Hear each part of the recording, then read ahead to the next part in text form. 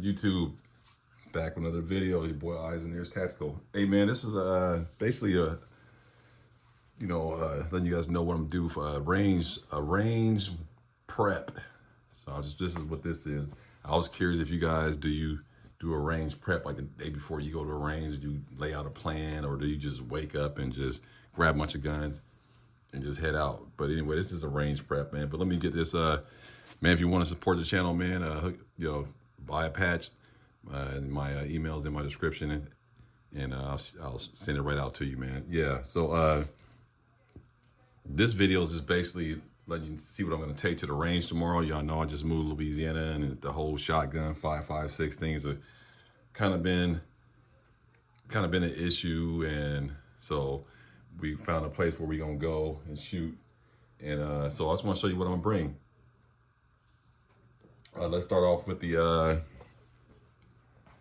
5.56. So it's a good 45-minute drive. So in this situation here, I normally don't like bring a lot of guns to the range. I'm gonna bring a bunch because it's just too far of a drive not to bring that many guns.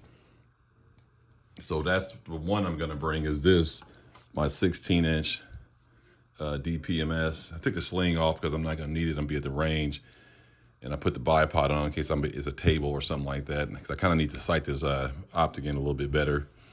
So I'm gonna bring this one right here, 5.56. Bring this DPMS 16-inch, and that'll be one of them for sure. Definitely bringing this one right here.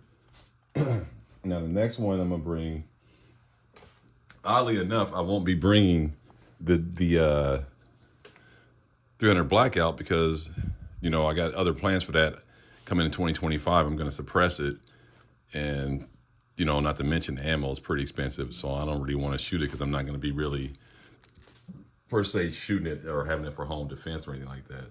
So yeah, gonna be bringing this out there. I really love this rifle. This is my first AR purchase, and never had no failure to feed or nothing like that. Painted it, stripped it, put it back to black, Magpul furniture all the way around, stock, grip, handguard, everything Magpul. And so yeah, I'm gonna be bringing this. So let's move on. This will be a long video, so get your popcorn or your beer or whatever y'all watching football. I'm watching the last part of the Niner game, I guess. And the next 5.56 that's gonna come, this is it. Only these gonna be the only two that's gonna come, is my 11.5-inch. This is a Delta Team Tactical Upper with an Aero Precision Lower SB3A Tactical Brace.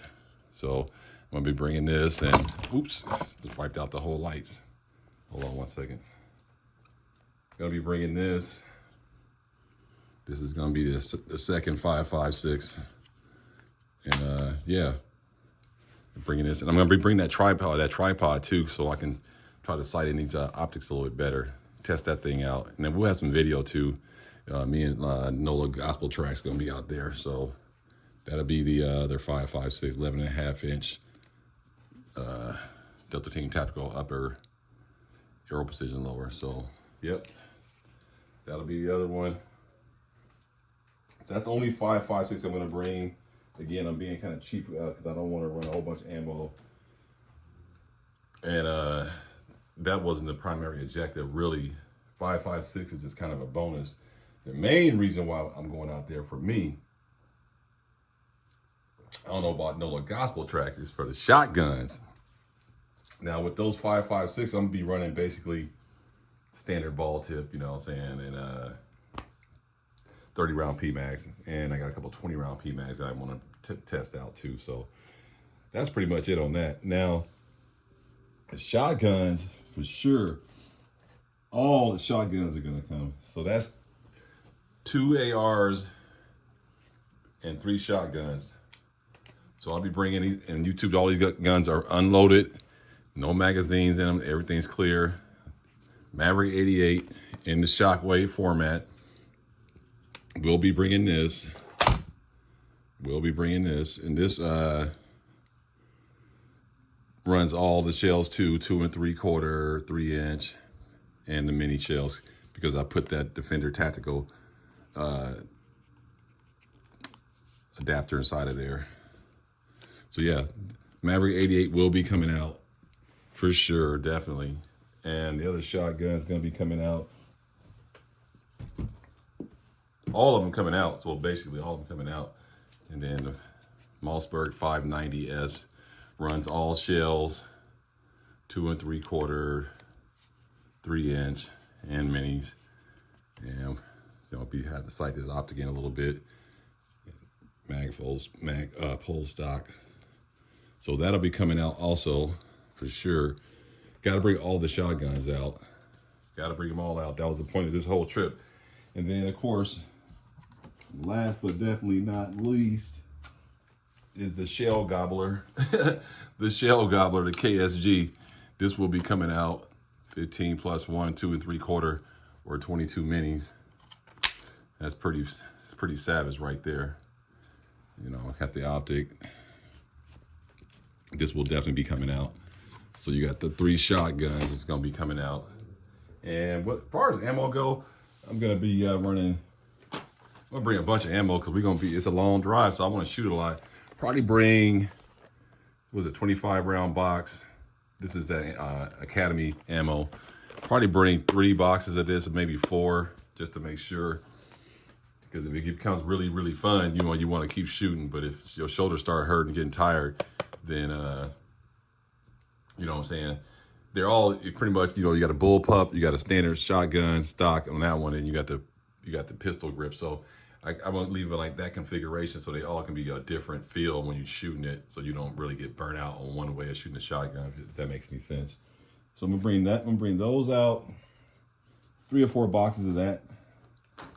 And I'm gonna supply all the shells for Nola Gospel Tracks because he doesn't have any shotguns, but she wants to shoot all of them. So it's gonna be kind of fun.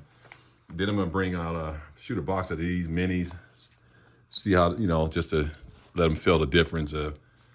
I don't really necessarily need to shoot the minis, but I'm gonna let him shoot them so he can see the difference between the 2 3/4 and that. Then run a box of slugs. I got a few more slugs on here, but I wanted to. And I do have the federal flight control on here, so if he wants to see how that feels too, we got that going. So yeah, that's pretty much it. I'm just gonna bring these, like 3 or 4 boxes of this box, and this box, and then if we shoot what's on the side of the gun too, that'll be fun too, because I got slugs right here, as you can see, flight control, double-aught buck. So that'll be enough to hold us over. And then as far as pistols go, I'm only gonna bring 1 clear weapon, just the Glock 19. My carrying, this is what I've been carrying lately for the holidays, just standard Glock 19. No, not the one with the red dot on it and all that. I'm not gonna fool with that tomorrow. I'm just gonna bring this. This is what I'm carrying, so this is what I'm gonna shoot. I'm bring that pistol right there, and let's see. And then, as far as that ammo goes, this is just gonna be Blazer ball tip. That's all that's gonna be, just Blazer ball tip, man. Let me know if y'all want to buy a patch, man. The money on the patches, I appreciate everybody who's been buying them. So just let you guys know a little update. The money for the patches is going to a suppressor. The whole process basically. So I've already got close to enough money to pay for like a $200 registration, all that bull crap you got to pay. So that's the first part, and then the next part, I already picked out a silencer I'm gonna get. I'm gonna get that one from Silencer Cody. What is it, the 36M or whatever, the one that can shoot all calibers. And the reason behind that, I know someone's watching is going, why don't you just get dedicated, suppressors? I don't really got it like that. I mean, even if I did have like that, I still don't want to do that, because I'm explaining, the 2 differences of why you would want dedicated suppressors for each caliber or multi-caliber suppressor. So now the dedicated for each caliber, for example, let me break down what calibers I want to have suppressed first. I want to have a 22 LR suppressed. I want to be able to suppress 22 LR, 9mm, 5.56, and 300 blackout. Those are the 4 that I want to suppress. Now, the 22 LR one, I'm gonna get a dedicated can for that. So that's kind of like, so I guess I will be having 2 cans. That one's gonna be dedicated for the 22. All right, now the other 3 calibers, the 5.56, and the 300 blackout against the other two calibers, and the 9mm 5.56 300 blackout, that's going to be one can. And my reasoning behind it is that when I want to shoot my 11.5-inch AR, when I want to shoot my 11.5, even if I wanted to have it in home defense, my 11.5-inch, I could put that can on there, set it all up with the adapters, whatever I need, and then I can have this for home defense or just have fun at the range plinking. So that's that theory on that. And then I could have it on my 16-inch also. It could be on there too. So both of those could be suppressed, and then clearly it will be able to be suppressed on the 300 blackout. So that's the theory behind that whole suppression thing.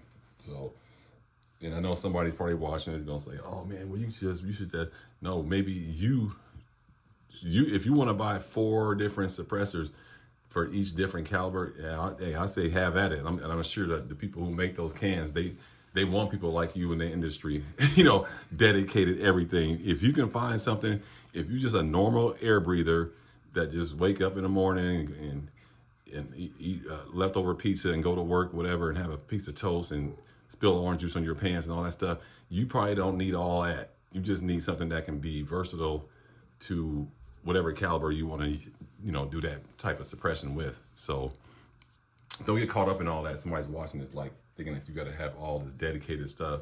You don't need all that dedicated stuff. That's crazy. It's kind of like it's put this way. It's like people who have 7 or 8 cars, but they only live with one person, their wife. Like, you know what I'm saying? You can't drive all 7 of the cars at the same time. So what is the point of having 7 of a car? And someone's going to say, oh, because you might want to drive this, you might want to drive that. That's fine. But the goal is to have a functioning automobile to drive, to do things with. That's what the whole goal is. And so that's my approach with the suppressor. One suppressor that can stick on any any caliber I want. If I want to have 300 blackout for home defense, put the can on. If I want to have 5.56, put the can on. If I want to have 9mm, put the can on. So that's my suppressor theory, concept, what I'm working on, and that's what the patches is going to be going toward. I'm going to throw more money on it because it's going to take too long.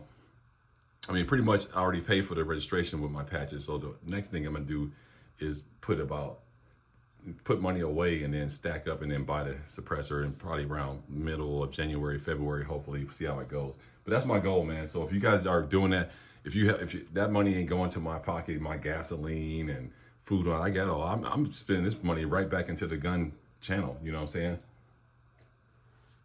So now let's move on to the last firearm. I'm gonna wrap this video up because it's getting long and I'm getting hungry. We're having tacos tonight, so my wife's making those tacos. They smelling good. We're gonna bring the blade out. Got to bring the blade out because we got to run all those mags all over again. And if y'all notice something different on here, I put this light, this company sent me this light by, who's the company? I can't remember the name of it. Solo Fish sent me this because I guess they saw a video and I was looking for something for a handguard light, and bam, this popped up out of nowhere. But it's by Solo Fish, and you see you got the pressure pad right there on that side. It's just one thing. It ain't got strobe and all that. It's just light, and it's ambidextrous on both sides. Pretty clean, man. Little Amazon, so y'all can check them out. They didn't send me no discount code or nothing. Just sent me the lights. I got to do a review on it, but I already put it on, so I kind of preempted it. I'm like, damn, I was supposed to do the review first, but we will. But yeah, on both sides, Picatinny, you see right there, and you got that little notch right there for your fingers to go in. This texture is straight up, though. I ain't gonna lie, that ain't really much texturing, but I'm gonna fix that. What I'm gonna do is take a piece of Talon grip or skateboard tape and put a piece right there and put a piece right there. But it fits real good in the hand, like, really, really good. And then you got the light, so you got the light, you good to go. It's like, now I ain't got to worry about this other side, putting the light on that Picatinny rail side right there. I can just leave that thumb rest there for if a right-hand shooter, or if I got to switch hands to shoot, or whatever it may be. But kind of a quick fix, and this light is very budget-friendly. Yeah, you're talking about under $35. I mean, that looks pretty good, I think. And that's all I was looking for. They got it with the laser and all that. I just want a plain light with a push pad, and it's a rechargeable part right there. You see how right there? See that? So you can just stick your rechargeable snap onto the magnetic, and you ain't got to take it off to charge it. And it came with a spare battery.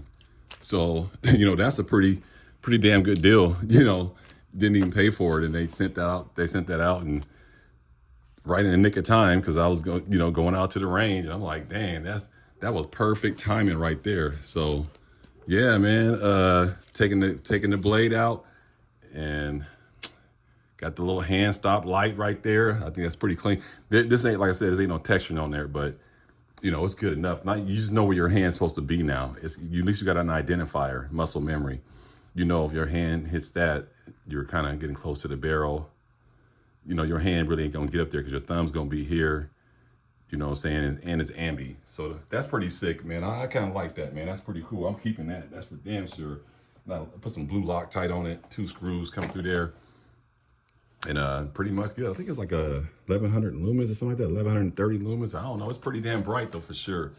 But yeah, man, that's what the range prep looks like. All this is coming to the range. I gotta get all my bags and all that stuff, and bring my Allen wrenches and stuff like that, and you know, gun cleaner and you know, stuff, all that kind of stuff. First aid, IFAC kit and all that. So it's gonna be a big load, but you can believe this is gonna be the highlight. Got to bring all those KCI mags again, which leads me to this. Picked up one of these. Then look at that, man. Like, so, damn. And it's, well, here's the thing. There's a place where you can get them online for like 40 or whatever. But after you do the shipping and the taxes and all that, you at 52. And I just kind of want to have one tomorrow. So I just went and bit the bullet. I'll go back to them later on next year. But I'm kind of done on mags. I don't really need no more. But I do want to get just one more Glock Factory 33. Because I have tons of 17s and 15s and 10s, you know, so I'm good on the factory pistol mags, but I just want to get at least 2 of these and then call it quits on that, because I already got 3 KCIs and they're running. But the theory is pretty much have the Glock factory mags for home defense and road trips, and then have the KCI as backup on the road trips in the car and backup in the house, but primarily in the gun, running 17 rounders, you know, for the most part, and 15 rounders, you know, 17. And then this is like by the bedside, have that nice Glock Factory 33, but still got to run it, make sure it works. Just because it's Glock don't mean that shit gonna work. So, you know, that's the latest update, man. That's what it's looking like, man. Let me know what you guys think. Let me know how you guys prep for your range trips. Do you break it down like this, kind of like, you know, what ammo you gonna bring, how much you gonna bring, and or you guys have got a whole abundance of ammo? Like my homie back in Alpine, California, he like Hickok 45 down there. They got buckets of 9mm, buckets of 45 AC, buckets of shotgun shell. I'm like, golly. But for guys just that, you know, the working man, this is how we gonna do it. And when we get out there, we'll do a report and let you guys see some footage and get back to you. Hey man, like, comment, and subscribe. It's your boy Eyes and Ears Tactical, getting ready for the range tomorrow. Peace.